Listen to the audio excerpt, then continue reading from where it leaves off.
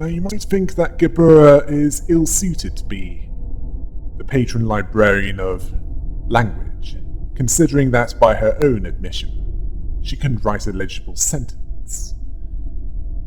But there are other forms of language besides written.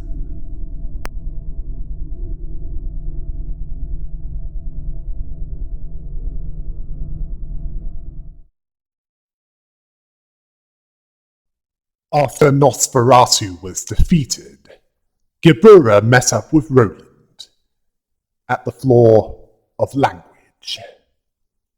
Her attention was focused on the Book of the Red Mist, which was herself at her strongest. While she couldn't tap into the full power of EGO, Gebura became much more powerful than she was previously. Meeting who she was reminded Gebura of a lot of things. Roland remarks that you don't get the opportunity to kick your own ever. Well, that's more or less what he was implying. Kali certainly brandished her mimicry prototype, trying to protect many friends and colleagues, not always meeting expectations, as she might not be able to save them all. Roland understood that it was how the Red Mist was. She was one of the few that fought solely for the sake of others. Although she wasn't affiliated with a fixer office or even any of the associations. Then Gebura spoke of how she was so far. Kali, the Red Mist. Gebura, the Sephira of Elcor. And then her current incarnation, Gebura, the patron librarian of language. Ironic, as she had some linguistic deficiencies, by her own admission.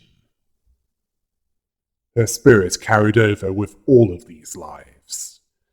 Roland asked if she was miserable right now. She wasn't.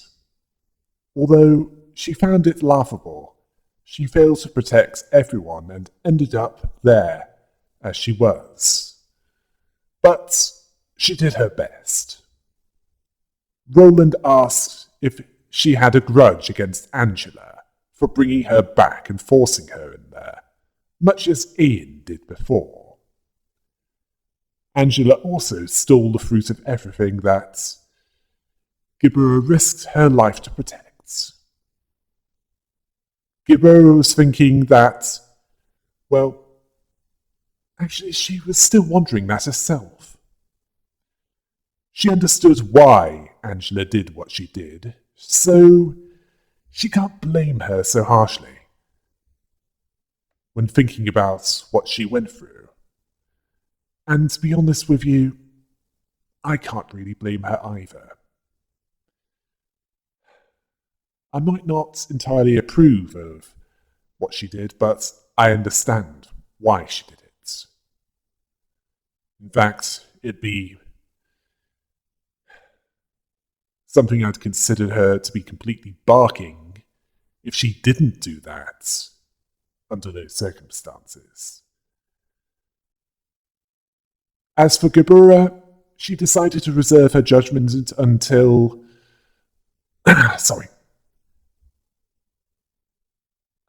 she's seen what she does at the end of the path that she's taking.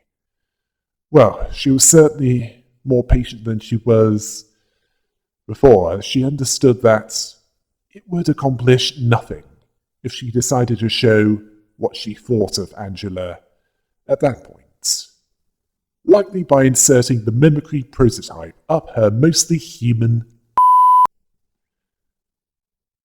That, and it would perpetuate the chain of fury and vengeance. Both Gebura and Roland understood this better than most, considering that they were from a part of the city where organized crime syndicates were in control, and it was largely lawless, outside of areas under the protection of the Zwei Association. Roland was confused by this, as she didn't even get to fully protect everything in her lives. How could she move on from that? Like it was nothing. It was because she always tried, but others stole from her and took advantage of her. Oh yeah, like that apartment that she lived, where they confused her generosity for weakness, and she punished them for their professional idiocy. Gebura believed that she'd be lying if she said that she didn't feel any anger or regret. She couldn't protect them all, but she protected those that she could. Roland didn't see that he was like her. Well, Gebura isn't a selfish hole that considers the problems of others as not her problem. That and Roland, you couldn't protect one person that was significant to you. Yeah, you have no one left to protect. Nothing left to lose. All that remains is an incompetent and despicable opportunist. Well,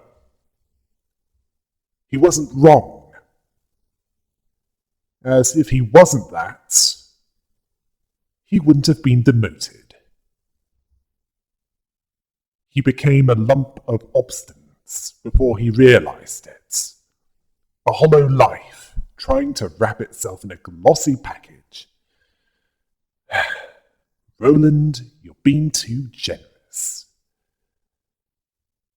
Then we have a flashback, where Roland believed that his world shattered again.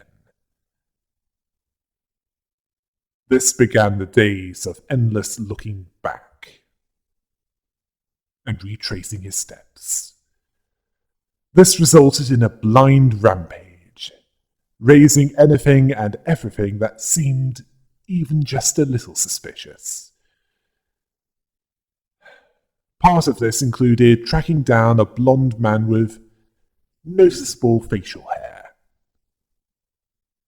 where he told this man that if he tried anything stupid, he'd make him bleed from every hole in his body, demanding that he spill it. Okay, spill what? Now, the scientist didn't have any idea of what Roland was talking about. All he admitted doing was making gear wheels out of kidnapped people, seeing that as a mistake. Wait, gears? Well, this man rationalized this by saying that he thought that it was okay as there were many humans in the city. Plenty around to, well, he likely saw it that they wouldn't be missed. Well, he clearly considered life to be worthless, considering that he didn't seem to care who he kidnapped. And this was even by the city's standards. One thing was certain to Roland. This scientist knew nothing about what he wanted to spill. As in, tell him about. Yeah, and the scientist confirmed that he knew nothing about what Roland wanted to know, and begged for his life. He mentions that he had a family, a daughter to raise. Roland was unsympathetic, as the gear sitting in his workshop must have had their own families as well. Wait, Gear's daughter? Oh. Roland killed Eileen's father, which resulted in her leading the Church of Gears. And we know what that led to. Then Roland tracked down a technician who had been working on something that was almost complete. Something that involved him being close to bringing back his son. The puppets in that place were made of children who were already dead. Recently deceased, so that they'd be at least useful. Okay, that's less morally offensive than what Eileen's father did. This is considering that the recently deceased are sometimes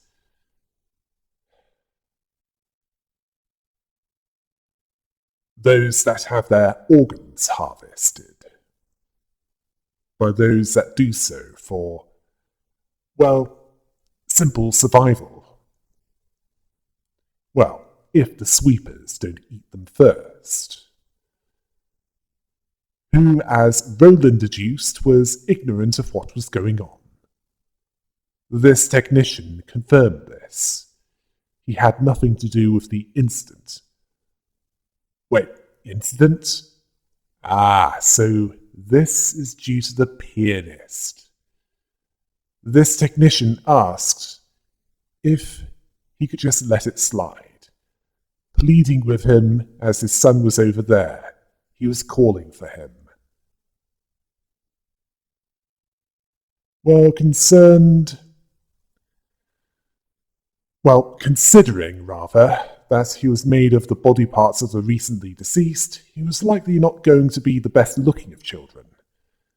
And considering that Roland judged him based on physical appearance, he considered that thing to be no one's son. He then cruelly killed him. Wait, didn't that technician say puppets? Jaeyeon? Oh. This one is personal to him. Well, it will be once he finds out that Roland is in the library. I wouldn't be surprised if Jaehyun distorted because of this. The strings are not as invisible as Roland put it. Certainly not in this case. Then we move on to the Ruinos cartel, a subsidiary of the FUM. It was mentioned that they were devastated just before the meeting of the FUM and its subsidiary started within the southern base, where Roland totally lost it. At least according to one of their goons. Their boss asked him if he was satisfied with what he did to the middle. Fair enough. They're all organized crime. Nothing of value was lost. Apparently this massacre started by him getting info from one of the big shots, or at least trying to. Unfortunately, they put on a display of brotherhood, something that Roland saw as pathetic. They seriously knew nothing. So, they were not much better than the others he was interrogating. In fact, he was willing to hear a lie and demanded that they started talking. The boss told them to not play along with his aimless spite, to shut their mouths. They just wanted Roland to just get it over with. He complied and finished them off. Whoa, wait. Wasn't it the Black Silence that was the one that attacked the Romanos cartel? Roland certainly had a mask on. Okay, you're right. Something doesn't add up. Much as Gebura suspected that he was more than he said he was. After that, he met someone who knew him, who didn't see it as like him to rampage like a madman. Although he did understand the position he was in.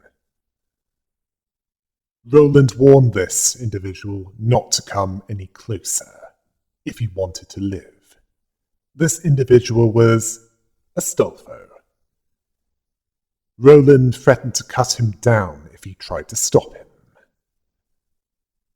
Astolfo could see that those he attacked had nothing to do with the pianist incident. Seeing Roland's actions, his most recent actions, as just plain insanity.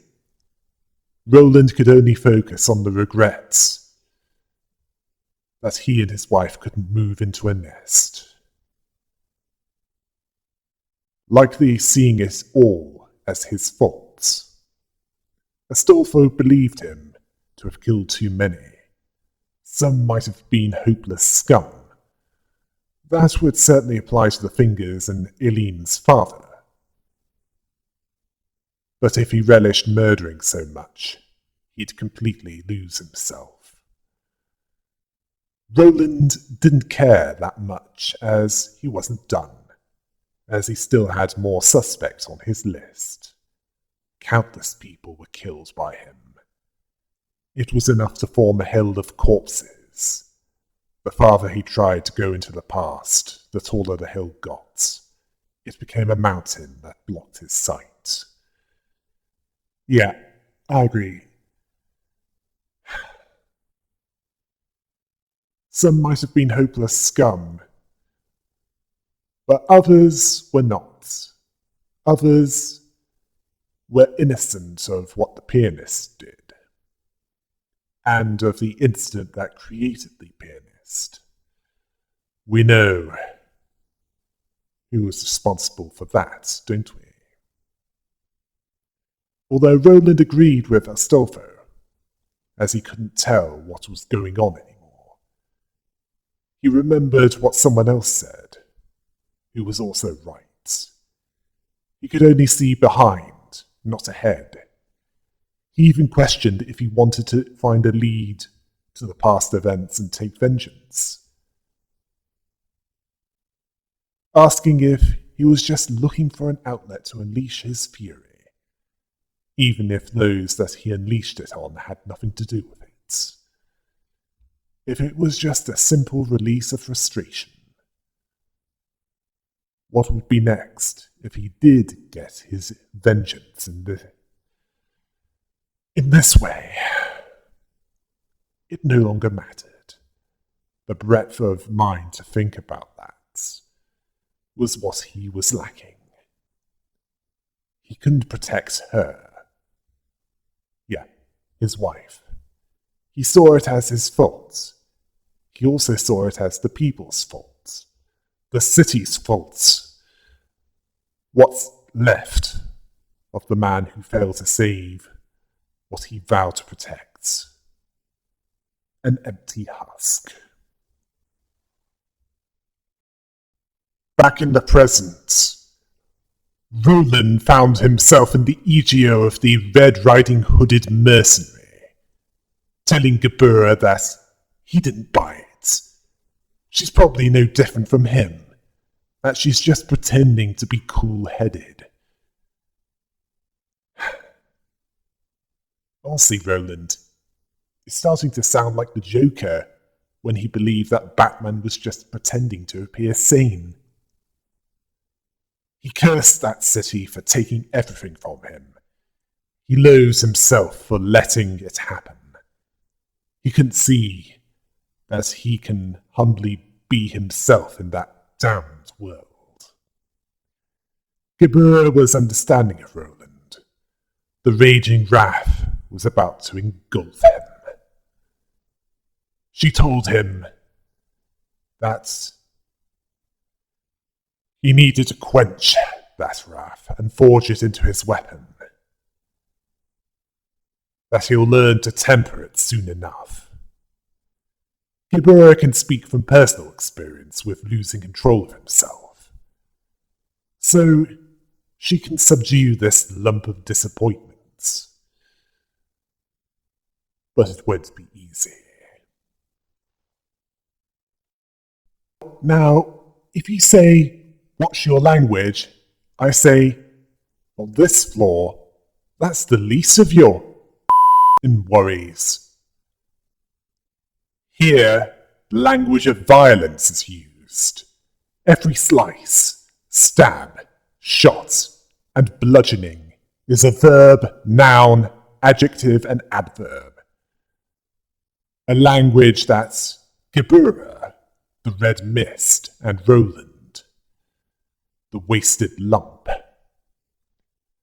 is quite fluent in, due to their harsh existence within the backstreets. The abnormalities involved on this floor are all stained in blood, as was the two former fixers. Gebura's abnormalities all centered around the theme of Roland losing his wife, along with gaining the grief, rage, and hatred that came with that personal loss, which resulted in Roland going on a vengeful rampage that might have created at least two problems that the city was currently dealing with. His vengeance was focused on the city that he saw as responsible for taking his wife's life, although his targets weren't responsible for creating the pianist. Speaking of which, while both Gebura and Roland lost control of themselves and let rage take over. Okay, is that a red ring I see on her? They had different targets and outcomes. While Gebura wanted to destroy the abnormalities for their role in the deaths of L Corp's employees during the head's attack on the outskirts lab, that ultimately led her and Garion to fight to the death.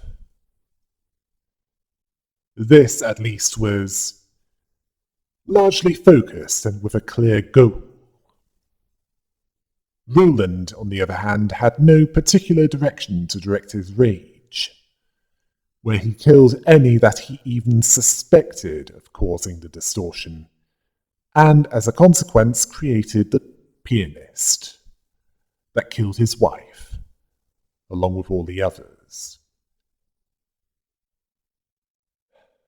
The rampage that was a consequence of the loss of his wife caused more harm than good, and that was the best case scenario. He started this group therapy session with the Crimson Scar EGO, the EGO of the Little Red Riding Hooded Mercenary, which represented a desire for vengeance, one all-consuming, that was devoid of reason and rationality, where there was no negotiating or mercy to be expected, as he will provide neither. Those that had nothing to do with the target of his vengeance, they're likely to get caught up in the destruction. As for fighting him, while using this EGO, the rules apply here, as well as the abnormality. Weaken the wolf enough to allow Roland to take it out. Yeah. Deliver the finishing blow to the illusion of the wolf who lost everything, which represented Roland in regards to what he lost after the pianist incident. As for his behaviour while wielding this, Roland thought that there would be an end to that crushingly grim tale. In such a grimdark world? Dream on! Well, he certainly thought so. He saw that fairy tale with no brightness, as messed up. He desired to chop the head off the one who took his wife away from him, although he longed for the days that he didn't need to think so violently. Days that would likely never come again, as the nightmare would never end, as long as the weapon he was wielding was stained with blood. He saw it as the only thing for himself. He wouldn't let go of this desire. The scars in his case were not just physical, as he was full of hatred and revulsion. He was desiring to give the one that had wronged him a long drawn-out death, not listening to any excuses or letting anyone stand in his way. Let's just say that if any animal rights activists tried to stop him, they'd be up violently. As for Gebura's stance on this, she was collected at the start of the battle. Her assistants, well, they were confident as the other floors below them have dealt with something similar to this, and if they can do this, the language team can do it as well, even though Roland looks dreadful. Honestly, I think they should be more concerned about his gun. A gun that has stopping power that a lot of city firearms can only dream of. Upon forcing Roland in this form to go into early retirement, he then switches to the Cobalt Scar, the EGO of the big and will be bad wolf, which, let's be honest, makes him look like he's a furry cultist, and not by choice. Now, if any of you that's watching is, or at least knows a furry, I want to make it clear that what you do during your off hours is your business. I don't need to know, and I have no physical means of stopping you from doing so. Anyway, this one represents bloodlust without any valid reason for it. It's all just to express his anger, as his violence has no useful purpose. He destroyed guilty and innocent alike, and not always directly. And when he's at half HP, he changes into the wolf who lost everything. Or rather, the wolf that lost everything. Well, however you put it, it makes him look more powerful, although it's just looking like it's a change to his suit's appearance. Well, it's not just for show, and he doesn't make it easy for those fighting him. While using this, Roland felt that the only way that he could fill the void within him was violence. Unfortunately, it was never enough. Like a certain dark-skinned anime girl with a glittering gauntlet when she lost it. Even though he was consumed with suffocating madness as he inflicted harm on others, he didn't believe that any would care about his name. He desires to sink to the bottom of a deep enough body of water by filling his body with rocks. Wait, isn't how the wolf was beaten in the source material? He saw nothing as mattering, that he was destined to be bad. Seriously, that's so black and white. Our world isn't so simple as that. And the Project Moon universe is even worse in that regard. Certainly his morality there takes a backseat to survival. Yeah, survival is valued above pretty much everything there. He was asking, why was he such a mess? Well, it didn't help that Roland was a selfish hole. Although personal loss was a main factor in this, considering what it led to. He generalized humanity by saying all grow into brutal beings. Well, in that environment, those within the city need little encouragement to be so. Gebura understood that her assistant librarians knew how to fight this form. She taught her assistant librarians well. They saw that Gebura's purpose was clear, and that Roland was acting out of anger and grief as a display of frustration. And I see that comment, as far as the assistant librarians are concerned, as a display of insensitivity. As once they lose someone they cared about, then they can have the right to call it a display of frustration. Although I doubt they'd put it like that. They saw the slaughter that Roland did was devoid of meaning. After Roland was beaten up in a way that would make quite a few fairies explode with fury and condemnation with what happened, Roland shifted into the Smile EGO, that of the Mountain of Smiling Bodies. Yeah, and he had the same minions as that abnormality, that he ate with his weapon. And a suit that says up as his mind was now. Yeah.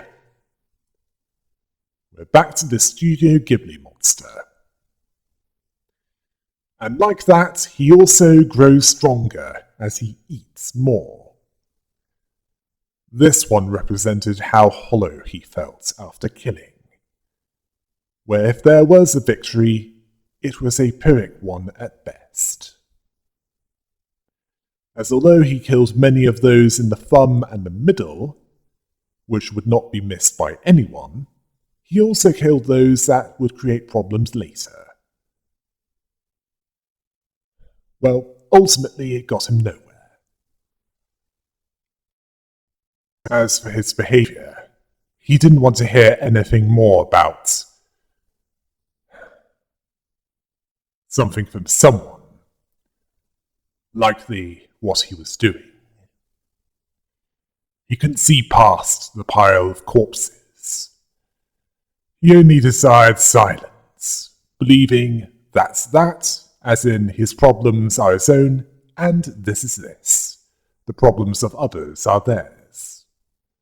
He lacked a path to follow, nor did he have a desire to clear up the mess or look at it. He couldn't shake off the sorrowful faces, even though he might have acted differently if they looked at him reproachfully or got upset with him. I think the last one, some of them did.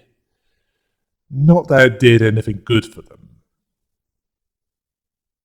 He doesn't remember the faces of the dead, yet he's sure that those that survive would remember his. Yet he also felt that the corpses screamed as they clung to him. While it's easy to ignore a wound, it's hard to reveal what was ignored. Not just physical wounds. And I can understand that to some extent. Some things are best left buried. Gebura wasn't going to discuss whether or not they'll forgive his atrocity, as they need to deal with him first. Her assistants, on the other hand, were more ready to judge him, seeing his actions as unforgivable, scared by how many he killed, where it's not easy to stop once someone starts that. Well, that'd be the case for most that weren't scumbags like the fingers to begin with. I'm sure that Gebura would let him go on the fingers, as she saw joining them as beneath her.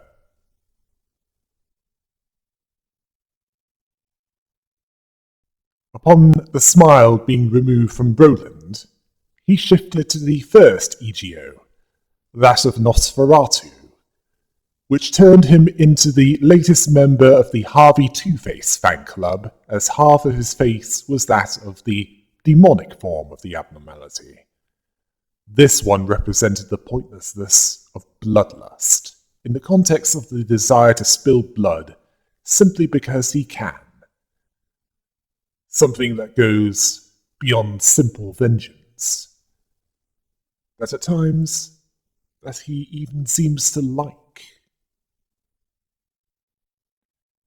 Where he felt that his bloodlust wouldn't be sated. He wanted an end to what he was living, no longer needing a reason for his bloodlust, certainly not with the pretense of vengeance, seeing others as a greater evil than him. In the case of the fingers, he's not wrong about that. But the roles are reversed when it comes to a few others. He felt so many repulsive feelings, no longer feeling satisfaction, believing that his bloodlust would bring him happiness. Well, we know how that ended, don't we? Gebura didn't feel that she should force consolidation on him, to the point where he felt pressured. Her assistants hoped that he'd feel better after they beat him down, getting his emotions out of him. Remembering their recent fight against Nosferatu, an abnormality that they didn't fight before, well, the library was formed. After he was taken down without needing an SNN item to be victorious, yeah, take that, Belmont clan! He shifted into the mimicry EGO, that of nothing there. Now this one is personal to Gebura, as she met the human that this abnormality was created from. Yeah, she met Christopher when she was Kali, the Red Mist, before he was turned into nothing there by Elcorp's singularity. And then Carmen had the mimicry prototype extracted from him, or rather, the abnormality made from him, which came in handy in many of Kali's battles, and not just the one that resulted in Garion and her killing each other. Then, when she was Gebura, Angela invited Christopher's wife and child to meet Nothing There, to see if he reacted to them. He did. He ate them. And I don't think he was a cannibal when he was human. As for what this one represented, it represented how hollow he felt after the killings, about how he felt that there was nothing left of who he was before that. As for how he thought in this form, he had a Phase 1 which packed quite a punch, while Phase 2 was a cocoon which regenerated the damage. Phase 3 was at his strongest, and he could deliver HP from, well, recover HP from some of the attacks that he delivered.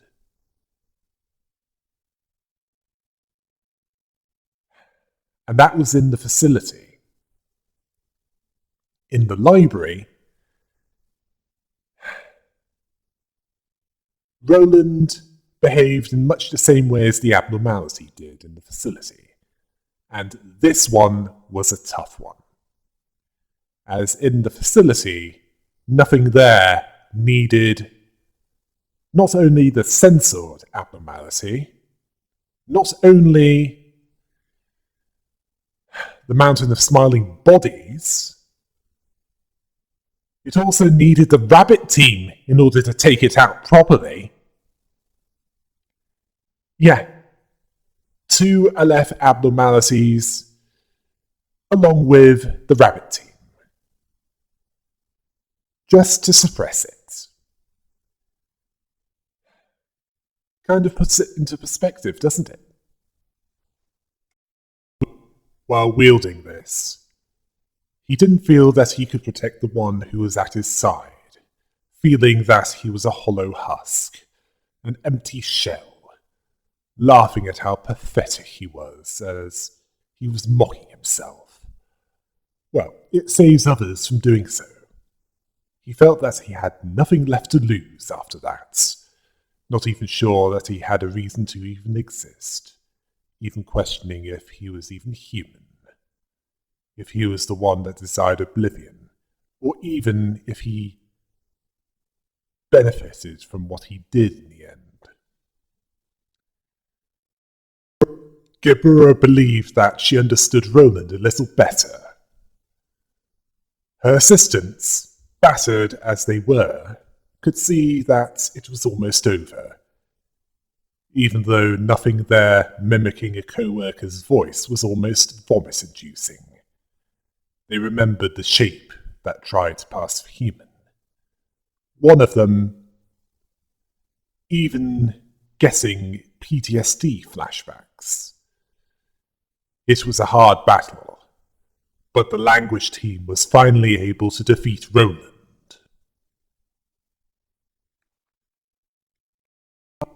He asked, as he was coming to his senses, why should he begrudge it, since during the hours when his soul had crushed to the depth of his heart, it was seated there beside him.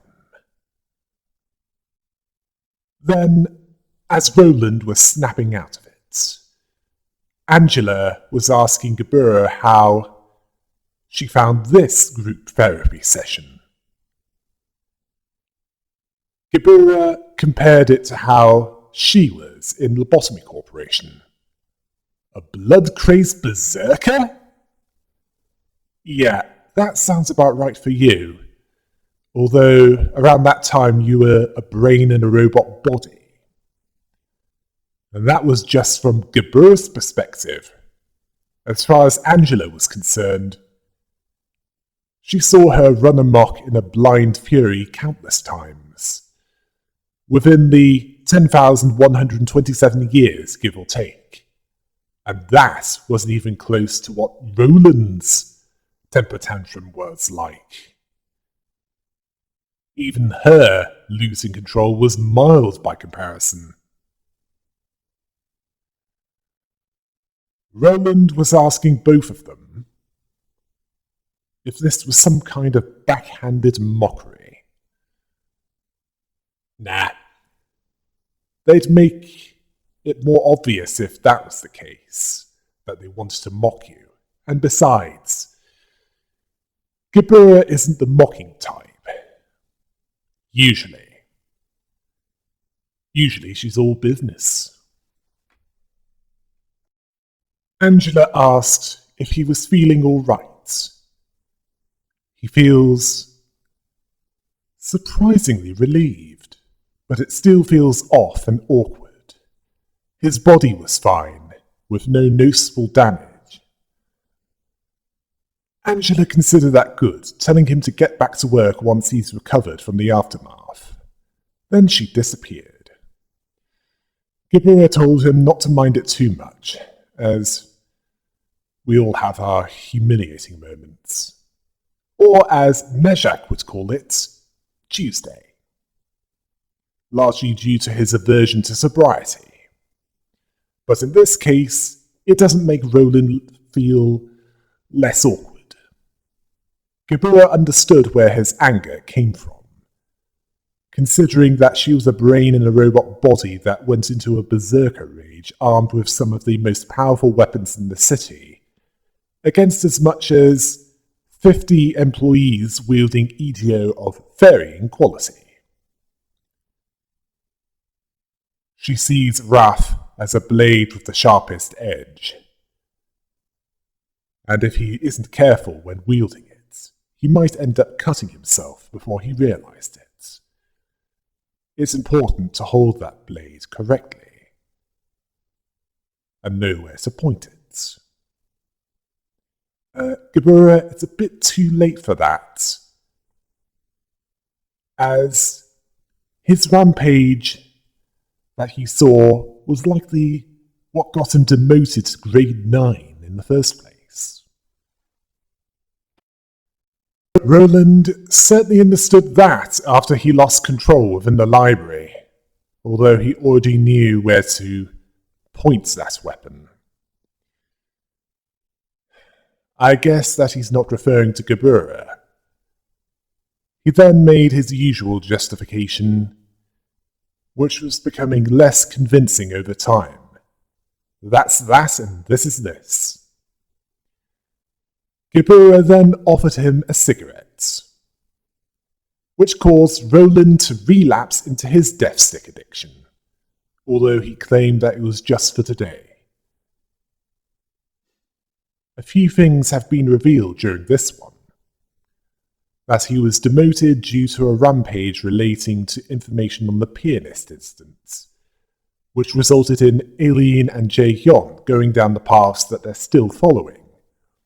While it's understandable why he killed Aileen's father, Jae-hyun's son, on the other hand, what he did to him was cruel. Then we have the Romanos cartel, which, if you remember what happened during the first half of the Thumb story, was devastated by, well, let's just say that she was right about Roland, that he's more than he appears to be.